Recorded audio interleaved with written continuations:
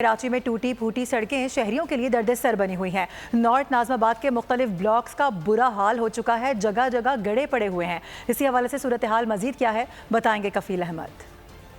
देखिए, वैसे तो हम कराची के जो तमाम इस वक्त खंडरात के मनाजिर पेश हो रहे हैं वो तमाम स्क्रीन के ऊपर आप देख रहे हैं। मैं इस वक्त रिपोर्ट कर रहा हूँ नाजमाबाद डी ब्लॉक से ही। ज़रा ये सूरत हाल देखें, ये सूरत हाल आपको जो है वो स्क्रीन के ऊपर नज़र आ रही है। सड़क पूरी तबाह हाल है, सीवरेज का निज़ाम तबाह हाल है।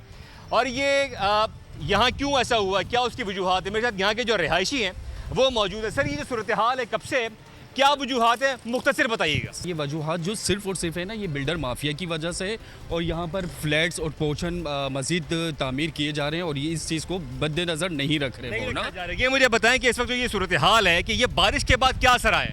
बारिश के बाद यह है कि जो यहाँ के यूसी नाज़िम है और जो चेयरमैन है उनको बजट नहीं मिल रहा। पीपल्स पार्टी की तरफ से मेयर साहब ने यहाँ का कराची का बुरा हाल किया हुआ है। खुसूसी तौर पर नाज़माबाद का तो ऐसा है कि आफत ज़्यादा करार दिया जाए इसको। बहुत बुरा हाल है और जब मेयर कराची से इस पर बात की जाती है तो वो इस पर बुरा मान जाते हैं।